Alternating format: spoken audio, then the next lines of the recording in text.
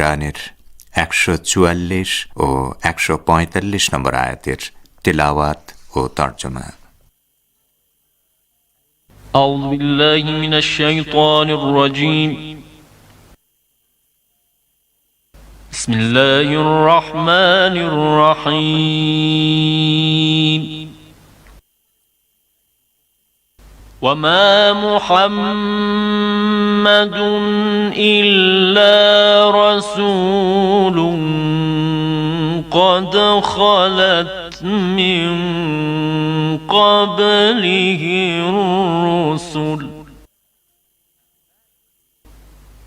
أفإن مات أو قتلا انقلبتم على أعقابكم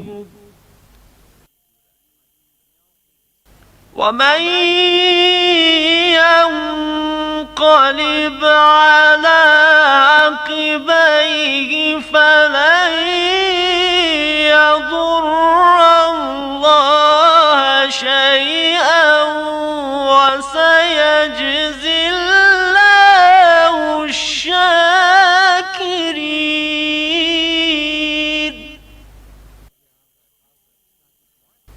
وما كان لنفس أن تموت إلا بإذن الله كتابا مؤجلا ومن يرد ثواب الدنيا نؤته منها ومن يرد ثواب الآخرة نؤته منها ومن يرد ثواب الدنيا نؤته منها ومن يرد ثواب الآخرة نؤته منها وسنجزي الشاكرين. صدق الله العلي العظيم. বিসমিল্লাহির রহমানির রহিম। মুহাম্মদ একান্তই আল্লাহর প্রেরিত রাসূল ছাড়া আর কিছু নয়। তাঁর আগেও বহু রাসূল অতিবাহিত হয়ে গেছেন। সুতরাং তিনি যদি মারা যান কিংবা নিহত হন, তাহলে কি তোমরা ইসলাম ত্যাগ করে সেই জাহিলি আর কুফুরির যুগে ফিরে যাবে? মনে রেখো, যে পেছনের দিকে ফিরে যাবে সে আল্লাহর কোনো ক্ষতি করবে না। তবে যারা আল্লাহর কৃতজ্ঞ বান্দা হয়ে থাকবে তাদেরকে তিনি পুরস্কৃত করবেন। কোনো প্রাণী আল্লাহর অনুমতি ছাড়া মরতে পারে না। মৃত্যুর সময় তো নির্ধারিত আছে। যে ব্যক্তি দুনিয়াবি পুরস্কার লাভের আশায় কাজ করবে, আমি তাকে দুনিয়া থেকেই দেব। আর যে ব্যক্তি পরকালীন পুরস্কার লাভের আশায় কাজ করবে, সে পরকালের পুরস্কার পাবে এবং শুকরকারীদেরকে আমি অবশ্যই প্রতিদান দেব। সাদাকাল্লাহুল আলিয়্যুল আযীম। শ্রোতা বন্ধুরা, অর্থসহ পবিত্র কুরআনের তেলাওয়াত শুনলেন। আজ মঙ্গলবার 10 আগস্ট, 26 শ্রাবণ এবং ফার্সি 19 মুরতাদ।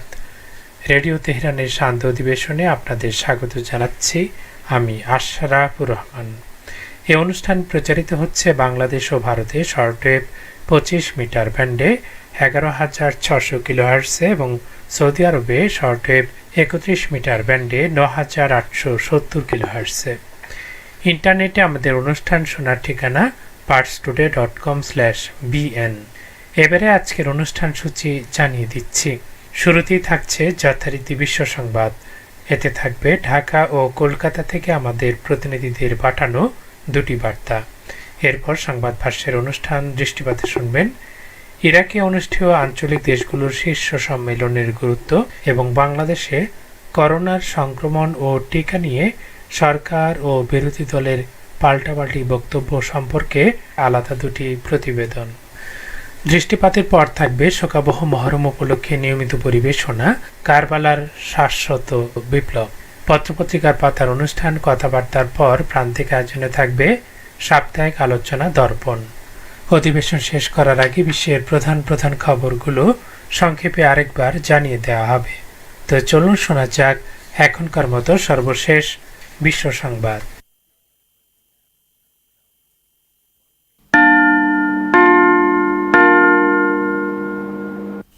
রেডিও তেহরান থেকে শুরু হচ্ছে বিশ্ব সংবাদ।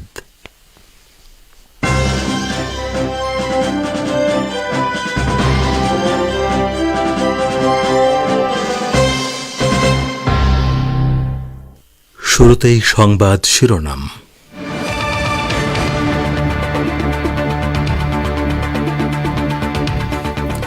ম্যাক্রনের সঙ্গে রাইসির ফোনালাপ, যে কোনো আলোচনায় ইরানি জাতির অধিকার নিশ্চিতের উপর গুরুত্ব আরোপ।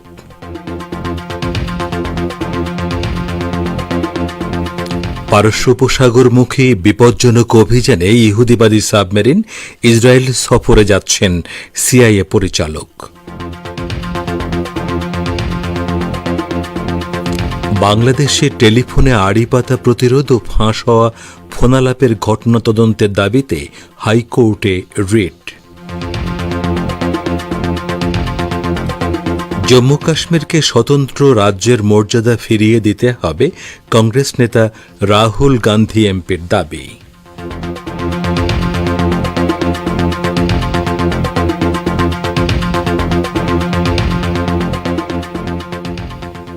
আসসালামু আলাইকুম। এতক্ষণ গুরুত্বপূর্ণ সংবাদ শিরোনাম শুনলেন। এবারে বিস্তারিত বিশ্ব সংবাদে আপনাদের স্বাগত জানাচ্ছি। আমি গাজী আব্দুর রশিদ। ইসলামী প্রজাতন্ত্র ইরানের প্রেসিডেন্ট সাইয়েদ ইব্রাহিম রাইসি বলেছেন, যে কোনো আলোচনায় তার দেশের জনগণের অধিকারকে অবশ্যই নিশ্চিত করতে হবে। গতকাল ফরাসি প্রেসিডেন্ট ইমানুয়েল ম্যাক্রনের সঙ্গে টেলিফোন আলাপে ইব্রাহিম রাইসি একথা বলেন। ফোনালাপে দুই নেতা দ্বিপক্ষীয় স্বার্থ এবং ভিয়েনা ইরানের পরমাণু ইস্যু নিয়ে আলোচনার বিষয়েও কথা বলেন। ইব্রাহিম রাইসি আমেরিকার পক্ষ থেকে পরমাণু সমঝোতা বারবার লঙ্ঘনের কথা উল্লেখ করে বলেন, ইরানের বিরুদ্ধে নতুন নিষেধাজ্ঞা আরোপের মাধ্যমে মার্কিনীরা সুস্পষ্টভাবে প্রতিশ্রুতি লঙ্ঘন করেছে। ফোনালাপে তিনি পরমাণু সমঝোতা পরিপূর্ণভাবে বাস্তবায়ন করার ব্যাপারে ইউরোপীয় দেশগুলোর সদিচ্ছার অভাবের কথাও তুলে ধরেন। ইব্রাহিম রাইসি জোর দিয়ে বলেন, পরমাণু সমঝোতা অনুসারে আমেরিকা এবং ইউরোপের দেশগুলোকে তাদের দায়িত্ব পরিপূর্ণভাবে পালন করতে হবে। ফোনালাপে ইমানুয়েল ম্যাক্রন ইরানি প্রেসিডেন্টকে অভিনন্দন জানান। এ সময় তিনি তার সফলতাও কামনা করেন। এছাড়া তেহরানের সঙ্গে সম্পর্ক শক্তিশালী করার জন্য দুপক্ষের মধ্যে সংলাপ অব্যাহত রাখার আহ্বান জানান। ইহুদিবাদী ইসরায়েলের একটি সাবমেরিন লোহিত সাগরে প্রবেশ করেছে বলে জানা গেছে। সাবমেরিনটি বাবুল মানদেব প্রণালী পার হয়ে পারস্য উপসাগরের দিকে রওনা দিতে পারে এবং ধারণা করা হচ্ছে তার সম্ভাব্য লক্ষ্য ইরান। এরই মধ্যে বিভিন্ন গণমাধ্যমে খবর বেরিয়েছে যে ইসরায়েলের ডলফিন ক্লাসের একটি সাবমেরিন সুয়েজ খাল দিয়ে গত বুধবার ৪ আগস্ট গোপনে লোহিত সাগরে প্রবেশ করেছে। ইসরায়েলের দুটি ডেস্ট্রয়ারও একই দিনে সুয়েজ খাল পার হয়েছে। ধারণা করা হচ্ছে ডেস্ট্রয়ার দুটি ইসরায়েলের সাবমেরিনকে পাহারা দিয়ে নিয়ে যাচ্ছে। চলতি মাসে ওমান সাগরের উপকূলে ইসরায়েলি মালিকানাধীন একটি ট্যাঙ্কারে হামলার পর তেল আবিব এই পদক্ষেপ নিয়েছে। ওই হামলার জন্য ইহুদিবাদী ইসরায়েল ও তার পশ্চিমা মিত্র ব্রিটেন এবং আমেরিকা ইসলামী প্রজাতন্ত্র ইরানকে অভিযুক্ত করেছে। তেহরান এ অভিযোগ চরমভাবে প্রত্যাখ্যান করেছে। ইসরায়েলের উচ্চাকাঙ্ক্ষী অভিযানের বিরুদ্ধে বিভিন্ন মহল থেকে নিরুৎসাহিত করা হচ্ছে। এর মধ্যে রয়েছেন আমেরিকায় নিযুক্ত ইসরায়েলের সাবেক সামরিক অ্যাটাচে জেনারেল অ্যামোস ইয়াদুলিন। তিনি পারস্য উপসাগরে ইরানের সঙ্গে কোনো দ্বন্দ্বে না জড়াতে জোরালোভাবে তেল আবিবকে নিরুৎসাহিত করেছেন। তিনি বলেছেন, পারস্য উপসাগরে ইরানের একচ্ছত্র সামরিক আধিপত্য রয়েছে। ইসরায়েলের সাবেক ওই সামরিক কর্মকর্তা ইরানের ড্রোন শক্তি এবং ক্ষেপণাস্ত্র শক্তির কথা উল্লেখ করেছেন। উদাহরণ হিসেবে তিনি ইরাকে মার্কিন ঘাঁটিতে ইরানের ক্ষেপণাস্ত্র হামলার কথা তুলে ধরেন। এদিকে মার্কিন কেন্দ্রীয় গোয়েন্দা সংস্থা সিআইএর প্রধান বিল বার্নস আজ ইহুদিবাদী ইসরায়েল সফরে যাচ্ছেন।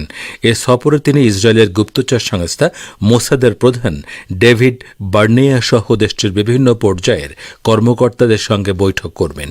তবে এসব বৈঠকে বার্নস ইরান ইস্যুকে সবচেয়ে বেশি গুরুত্ব দেবেন। মার্কিন প্রেসিডেন্ট জো বাইডেন ক্ষমতায় আসার পর বিল বার্নস সিআইএর পরিচালক হিসেবে দায়িত্ব নেন এবং এটিই তার প্রথম ইসরায়েল সফর। মার্কিন নিউজ ওয়েবসাইট এক্সিওস জানিয়েছে, ইসরায়েলি কর্মকর্তারাও ইরানের প্রেসিডেন্ট ইব্রাহিম রাইসের প্রশাসনকে বিশেষ গুরুত্ব দিয়ে সিআইএ গোয়েন্দা প্রধানের সঙ্গে আলোচনা করতে চান। এক্সিওস এক রিপোর্টে জানিয়েছে, সিআইএ পরিচালকদের সঙ্গে বৈঠকে ইসরায়েলি কর্মকর্তারা ইরানের পরমাণু কর্মসূচি এবং আঞ্চলিক তৎপরতার উপর বিশেষ গুরুত্ব দিয়ে আলোচনা করবেন। তারা সিআইএ পরিচালকের কাছ থেকে ইরানের ব্যাপারে জো বাইডেন প্রশাসনের দৃষ্টিভঙ্গি সম্পর্কে বেশি শুনতে চান। এছাড়া 2015 সালে সই হওয়া পরমাণু সমঝোতায় আমেরিকার ফিরে আসা সম্পর্কেও ইসরায়েলি কর্মকর্তারা বিশেষভাবে জানতে আগ্রহী। ইরানের ইসলামী বিপ্লবী গার্ড বাহিনী বা আইআরজিসির কমান্ডার মেজর জেনারেল হোসেইন বলেছেন, ইহুদিবাদী ইসরায়েলের পতন একটি বাস্তবতা এবং খুব শীঘ্রই তা বাস্তবায়ন হবে। তিনি সুস্পষ্ট করে বলেন, ইসরায়েলের পতন শুধুমাত্র কোনো আকাঙ্ক্ষা নয়। গতকাল ফিলিস্তিনের ইসলামী প্রতিরোধ আন্দোলন হামাসের প্রধান ইসমাইল হানিয়া ও জিহাদ আন্দোলনের মহাসচিব জিয়াদ আল নাখালার সঙ্গে রাজধানী তেহরানে আলাদা বৈঠকে মন্তব্য করেন। ফিলিস্তিনি নেতাদের সঙ্গে বৈঠকে জেনারেল হোসেইন সালামি ইহুদিবাদী ইসরায়েলের বিরুদ্ধে সাম্প্রতিক যুদ্ধে বিজয় অর্জনের জন্য তাদেরকে অভিনন্দন জানান। ইহুদিবাদী ইসরায়েলের সঙ্গে ফিলিস্তিনিদের আগে যেসব যুদ্ধ হয়েছে তার সঙ্গে গত মে মাসের যুদ্ধের তুলনা করে বলেন, এ যুদ্ধ সম্পূর্ণ ভিন্ন ছিল এবং ক্ষমতার ভারসাম্য বদলে গেছে। ফিলিস্তিনি যোদ্ধারা অত্যন্ত শক্তিশালী অবস্থানে ছিলেন এবং তারা সামরিক বিজয় অর্জন করেছেন। জেনারেল সালামি আরও বলেন, একমাত্র শক্তিই অনমনীয় ইসরায়েলকে নিয়ন্ত্রণ করতে পারে। তিনি জোর দিয়ে বলেন, এজন্যই ফিলিস্তিনিদের শক্তিশালী করার কৌশল নেওয়া হয়েছে, যা কখনোই থামবে না। বৈঠকে ফিলিস্তিনি নেতারা প্রতি ইরানের পক্ষ থেকে চূড়ান্ত সমর্থন দেওয়ার জন্য তেহরানের প্রশংসা করেন। আপনারা বিশ্ব সংবাদ শুনছেন রেডিও তেহরান থেকে, আর প্রচারিত হচ্ছে বাংলাদেশ ও ভারতে শর্টওয়েভ 25 মিটার ব্যান্ডে এবং সৌদি আরবে 31 মিটার ব্যান্ডে, এছাড়া বিশ্বজুড়ে ইন্টারনেট ও স্যাটেলাইটে। বাংলাদেশে টেলিফোনে আড়িপাতা প্রতিরোধ ও ফাঁস হওয়া ফোনালাপের ঘটনায় তদন্তের নির্দেশনা চেয়ে হাইকোর্টে রিট দায়ের করেছেন সুপ্রিম কোর্টের 10 জন আইনজীবী। এ সম্পর্কে ঢাকা থেকে আরও জানাচ্ছেন আমাদের বিশেষ প্রতিনিধি। বাংলাদেশে টেলিফোনে আড়িপাতা প্রতিরোধ এবং ফাঁস হওয়া ফোনালাপের ঘটনায় তদন্তের নির্দেশনা চেয়ে হাইকোর্টে রিট দায়ের করেছেন সুপ্রিম কোর্টের 10 জন আইনজীবী। এর আগে এই 10 জন আইনজীবী ফোনালাপে আড়িপাতা প্রতিরোধে আইন অনুযায়ী বাংলাদেশ টেলিযোগাযোগ নিয়ন্ত্রণ কমিশন বিটিআরসি গৃহীত পদক্ষেপ জানতে চেয়ে গত 22 জুন সংশ্লিষ্ট কর্তৃপক্ষের বরাবরে আইনি নোটিশ পাঠান। এই নোটিশের জবাব না পেয়ে এই 10 আইনজীবীর পক্ষে আইনজীবী মোহাম্মদ শিশির মনির আজ মঙ্গলবার হাইকোর্টে সংশ্লিষ্ট শাখায় রিটটি দাখিল করেন। এই রিটে 2013 থেকে 2021 সাল পর্যন্ত 20টি আড়িপাতার ঘটনার উল্লেখ করা হয়। রিটে বলা হয়, সংবিধানের 43তম অনুচ্ছেদে চিঠিপত্র ও যোগাযোগের অন্যান্য উপায়ের গোপনীয়তা সংরক্ষণ নাগরিকের মৌলিক অধিকার হিসেবে স্বীকৃতি পেয়েছে। এই অধিকার সংবিধান কর্তৃক নিশ্চিত করা হয়েছে। এদিকে 2001 সালের 16 এপ্রিল প্রণীত বাংলাদেশ টেলিযোগাযোগ নিয়ন্ত্রণ আইনের 30 ধারা অনুসারে টেলিযোগাযোগের একান্ততা রক্ষার বিষয়টি নিশ্চিত করা কমিশনের দায়িত্ব। টেলিযোগাযোগ নিয়ন্ত্রণ আইনের 71 ধারা অনুযায়ী আড়িপাতা দণ্ডনীয় অপরাধ। এই অপরাধে দোষী ব্যক্তি 2 বছরের কারাদণ্ড অথবা অনধিক 5 কোটি টাকা জরিমানা বা উভয় দণ্ডে দণ্ডিত হবেন। কিন্তু লক্ষ্য করা যাচ্ছে, এ ধরনের ফোনালাপ ফাঁসের ঘটনা অহরহই ঘটছে, অথচ কমিশন শতপ্রণোদিত হয়ে কারো বিরুদ্ধে এরকম কোনো মামলা রুজু করেনি। Abdur Rahman Khan, radio Tehran, Dhaka.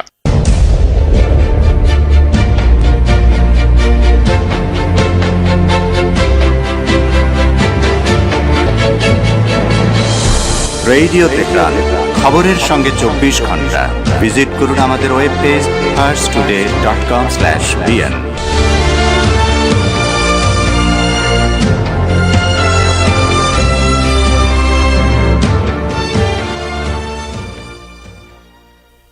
আবারও ফিরে এলাম রেডিও তেহরানের সান্ধ্য বিশ্ব সংবাদে। পদ্মা সেতুর নিচ দিয়ে ভারী যানবাহন সহ ফেরি চলাচল বন্ধ ঘোষণা করা হয়েছে। এ তথ্য জানিয়েছেন বাংলাদেশের নৌ পরিবহন প্রতিমন্ত্রী খালিদ মাহমুদ চৌধুরী। সেতুর নিচ দিয়ে শুধুমাত্র হালকা যানবাহন নিয়ে ফেরি চলাচল করতে পারবে বলে জানান তিনি। আজ দুপুরে সচিবালয়ে নৌ পরিবহন প্রতিমন্ত্রী এসব কথা বলেন। তিনি বলেন, বিকল্প পথে ভারী যান নিয়ে ফেরি চলবে। আজ থেকেই এ সিদ্ধান্ত কার্যকর হবে। গতকাল সন্ধ্যায় পদ্মা সেতুর 10 নম্বর পিলারে আঘাত হানে বীরশ্রেষ্ঠ জাহাঙ্গীর নামের একটি ফেরি। এ ঘটনায় ফেরির মাস্টার ও সুকানিকে সাময়িক বরখাস্ত করেছে অভ্যন্তরীণ নৌ পরিবহন কর্পোরেশন। ঘটনার তদন্তে গঠন করা হয়েছে 5 সদস্যের কমিটি। এর আগে গত 23 জুলাই সকাল 10টার দিকে পদ্মা সেতুর 7 নম্বর পিলারের সঙ্গে ধাক্কা খায় রো ফেরি শাহজালাল। ভারতের কংগ্রেস দলের সাবেক সভাপতি রাহুল গান্ধী এমপি জম্মু কাশ্মীরকে রাজ্যের মর্যাদা পুনর্বহাল করার দাবি জানিয়েছেন। তিনি আজ শ্রীনগরে এ দাবি জানান। এ সম্পর্কে আরও জানাচ্ছেন কলকাতা থেকে আমাদের প্রতিনিধি। ভারতের প্রধান বিরোধী দল কংগ্রেসের সাবেক সভাপতি রাহুল গান্ধী এমপি জম্মু কাশ্মীরকে রাজ্যের মর্যাদা পুনর্বহাল করার দাবি জানিয়েছেন। তিনি আজ মঙ্গলবার শ্রীনগরে এ সংক্রান্ত মন্তব্য করেন। রাহুল গান্ধী আজ জম্মু কাশ্মীরকে রাজ্যের মর্যাদা ফিরিয়ে দেওয়া সহ সেখানে অবাধ ও সুষ্ঠু বিধানসভা নির্বাচন পরিচালনা করার দাবি জানিয়েছেন। রাহুল গান্ধী বিরোধীদের কণ্ঠ দমন করার জন্য কেন্দ্রীয় সরকারের সমালোচনা করেন। তিনি বলেন, আমরা পেগাসাস স্পাইওয়ার ইস্যু এবং জম্মু কাশ্মীর ইস্যু উত্থাপন করেছি, কিন্তু আমাদের কণ্ঠস্বর থামিয়ে দেওয়া হয়েছে। কাশ্মীরি জনগণের সঙ্গে নিজের আবেগ যুক্ত করে রাহুল বলেন, আমার মধ্যেও কিছুটা কাশ্মীরিয়াত আছে। রাহুল বলেন, গুলাম নবী আজাদজি আমাকে সংসদে কাশ্মীর ইস্যু উত্থাপন করতে বলেছিলেন, কিন্তু আমি আপনাদেরকে বলতে চাই যে আমাদের এই বিষয়ে কথা বলতে দেওয়া হয়নি। পেগাসাস, দুর্নীতি এবং বেকারত্বের মতো অনেক বিষয় আছে যা আমি উত্থাপন করতে চেয়েছিলাম, কিন্তু কথা বলার সুযোগ দেওয়া হয়নি। রাহুল গান্ধী বলেন, আজ এটা শুধু জম্মু কাশ্মীরের নয়, সব প্রতিষ্ঠানের কথা। বিচার বিভাগের মতো রাজ্যসভা ও লোকসভায় হামলা হচ্ছে, মিডিয়া সত্য প্রকাশ করতে পারছে না, তাদেরকে দমন করা হচ্ছে, হুমকি দেয়া হচ্ছে, তারা ভীত, তারা আশঙ্কা করছে যে তারা যদি সত্যি ঘটনা সম্পর্কে রিপোর্ট করে তাহলে তাদের চাকরি হারাতে হবে। রাহুল গান্ধী আজ ক্ষীর ভবানী মন্দির, মীর বাবা হায়দার দরগাহ ও বিখ্যাত হজরত বাল দরগাহে যান। Abdul Hakim, radio Tehran, Kolkata. বলছিলেন কলকাতা থেকে আমাদের সংবাদদাতা। সমুদ্রে জাহাজ চলাচল ইস্যুতে জাতিসংঘ নিরাপত্তা পরিষদে গতকাল একটি বৈঠক হয়েছে। এই বৈঠক এক পর্যায়ে চীন এবং আমেরিকার মধ্যে বাক বিতণ্ডার ক্ষেত্রে পরিণত হয়। বৈঠকে মার্কিন পররাষ্ট্রমন্ত্রী অ্যান্টনি ব্লিংকেন দক্ষিণ চীন সাগরে বলদর্পী কৌশল অনুসরণের জন্য চীনকে অভিযুক্ত করেন। জবাবে জাতিসংঘে নিযুক্ত চীনের উপরাষ্ট্রদূত দাই বিং বলেন, মার্কিন তৎপরতার কারণে দক্ষিণ চীন সাগরের শান্তি হুমকির মুখে পড়েছে। গতকালের ভার্চুয়াল বৈঠকে মার্কিন পররাষ্ট্রমন্ত্রী বলেন, দক্ষিণ চীন সাগরের সংঘাত আন্তর্জাতিক নিরাপত্তা ও বাণিজ্যের উপর মারাত্মক রকমের নেতিবাচক প্রভাব ফেলবে। তিনি বলেন, চীনের বলদর্পী তৎপরতার কারণে আমেরিকা বিশেষভাবে উদ্বিগ্ন। দক্ষিণ চীন সাগরে সম্পদ আহরণের ক্ষেত্রে পার্শ্ববর্তী দেশগুলোকে চীন ভীত সন্ত্রস্ত করে তুলেছে। মার্কিন পররাষ্ট্রমন্ত্রীর এ বক্তব্যে নিন্দা জানিয়ে চীনা উপরাষ্ট্রদূত বলেন, দক্ষিণ চীন সাগর নিয়ে এই ধরনের দায়িত্ব জ্ঞানহীন মন্তব্য করার কোনো অধিকার আমেরিকার নেই। তো শ্রোতা বন্ধুরা, আমাদের নিউজ ডেস্কে এখনকার মতো এই ছিল সর্বশেষ খবর। এতক্ষণ আমাদের সাথে থাকার জন্য অনেক অনেক ধন্যবাদ।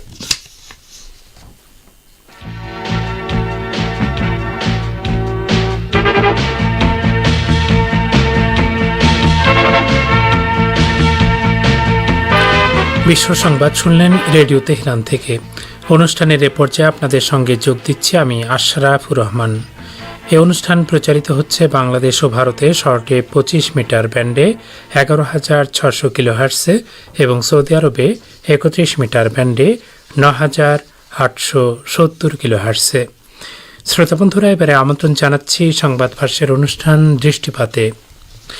ইরাক সরকার চলতি মাসের শেষের দিকে প্রতিবেশী দেশগুলো সহ এর বাইরের কয়েকটি দেশের শীর্ষ নেতাদের উপস্থিতিতে আন্তর্জাতিক সম্মেলন আয়োজনের প্রস্তুতি নিয়েছে। এ সম্মেলন ইরাকের জন্য কতটা গুরুত্বপূর্ণ সে সম্পর্কে দৃষ্টিপাতের প্রথমে রয়েছে আমাদের ভাষ্যকারের একটি পর্যালোচনা, পরিবেশন করছেন রেজওয়ান হোসেন। ইরাক সরকার চলতি মাসের শেষের দিকে প্রতিবেশী দেশগুলো সহ আরব এবং এর বাইরে আরও কয়েকটি দেশের শীর্ষ নেতাদের উপস্থিতিতে আন্তর্জাতিক সম্মেলন আয়োজনের প্রস্তুতি নিচ্ছে। ইরাকের প্রধানমন্ত্রী মোস্তফা আল কাজেমি বাগদাদ শীর্ষ সম্মেলনে যোগ দেওয়ার জন্য এরই মধ্যে ইরান, তুরস্ক, সৌদি আরব, কুয়েত, মিশর ও জর্দানকে আমন্ত্রণ জানিয়েছেন। কোনো কোনো সূত্র জানিয়েছে ফ্রান্সের প্রেসিডেন্ট ইমানুয়েল ম্যাক্রন সহ ইউরোপের আরও কয়েকটি দেশের শীর্ষ নেতারাও বাগদাদ সম্মেলনে উপস্থিত থাকতে পারেন। মোস্তফা আল কাজেমি গত বছরের মে মাসে ইরাকের প্রধানমন্ত্রীর দায়িত্ব গ্রহণ করেন এবং দায়িত্ব নিয়ে তিনি বাইরের দেশগুলোর সঙ্গে সম্পর্ক ঘনিষ্ঠ করার উপর জোর দেন। চলতি মাসের শেষের দিকে বাগদাদে প্রতিবেশী দেশগুলোকে নিয়ে যে শীর্ষ বৈঠকের প্রস্তুতি চলছে তাতে এ অঞ্চলের গুরুত্বপূর্ণ দেশগুলো অংশ নেবে বলে আশা করা হচ্ছে। তবে আসন্ন বাগদাদ সম্মেলনের ব্যাপারে দুই ধরনের দৃষ্টিভঙ্গি রয়েছে। কেউ কেউ মনে করেন ইরাকের প্রধানমন্ত্রী কাজেমি এ ধরনের শীর্ষ সম্মেলন আয়োজনের মাধ্যমে এই অঞ্চলে ইরাকের অবস্থানকে শক্তিশালী করার পাশাপাশি প্রতিবেশী দেশগুলোর সঙ্গে বিরাজমান সমস্যাগুলো মিটিয়ে ফেলার চেষ্টা করছেন, যাতে এর মাধ্যমে অর্থনৈতিক সুবিধা পাওয়া যায়। তাদের মতে এই সম্মেলনের মাধ্যমে প্রতিবেশী দেশগুলোর সঙ্গে সম্পর্ক আরও জোরদার হবে এবং বিরাজমান চ্যালেঞ্জ দূরীভূত হবে। ইরাকি সংসদের পররাষ্ট্র সম্পর্ক বিষয়ক কমিশনের সদস্য আমির আল ফেইজ বলেছেন, বাগদাদ সরকার এ অঞ্চলে ইরাকের অবস্থানকে জোরদার করার চেষ্টা করছেন। আবার আরেক পক্ষের মত হচ্ছে এ ধরনের শীর্ষ সম্মেলন আয়োজন করে ইরাকের সরকার ও জনগণের জন্য বিশেষ কোনো লাভ হবে না। এতে করে কেবলমাত্র ব্যক্তি প্রধানমন্ত্রী মোস্তফা আল কাজেমি এবং সরকারে তার সমর্থকদের রাজনৈতিক অবস্থান শক্তিশালী হবে।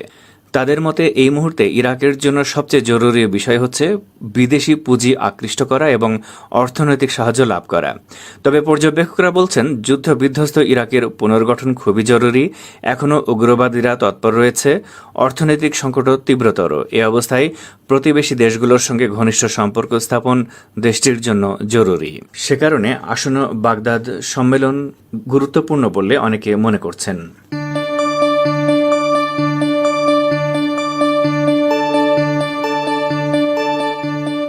আপনারা রেডিও তেহরানের অনুষ্ঠান শুনছেন সরাসরি তেহরান স্টুডিও থেকে। ইন্টারনেটে আমাদের অনুষ্ঠান প্রতিদিন শুনুন এই ঠিকানায় parstoday.com/bn। ফেসবুক লাইভে যোগ দিন এই ঠিকানায় facebook.com/রেডিও তেহরান bn। আমাদের কাছে ইমেল করার ঠিকানা radioteheran1982@gmail.com। দৃষ্টিপাতের এবারে বাংলাদেশ প্রসঙ্গ।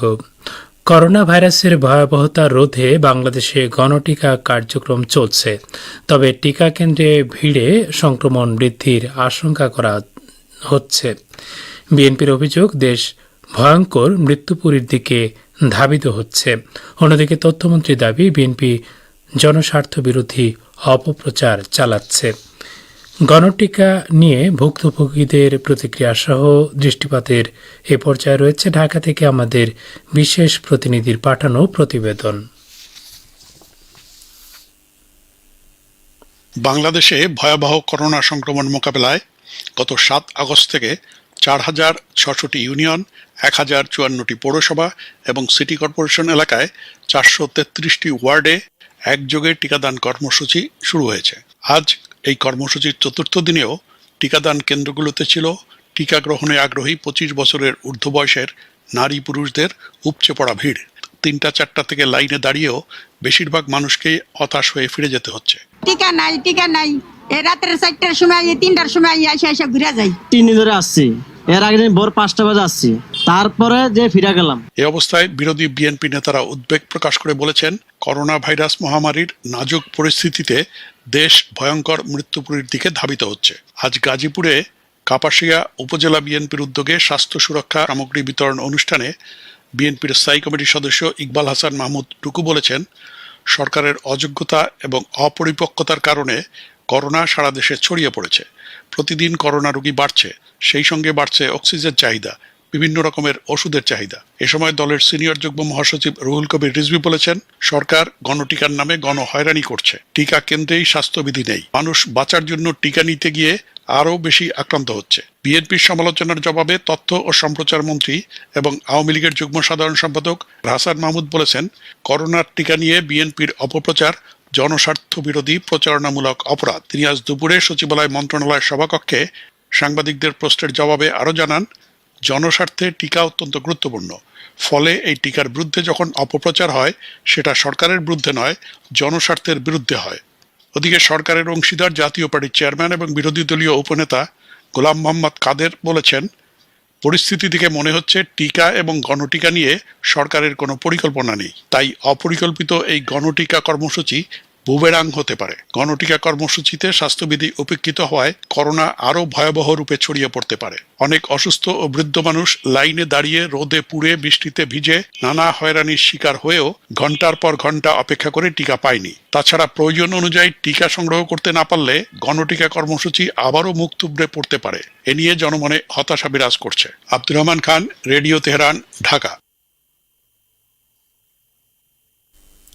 সংবাদ ভাষ্যের অনুষ্ঠান দৃষ্টিপাত শুনলেন। শ্রোতা বন্ধু,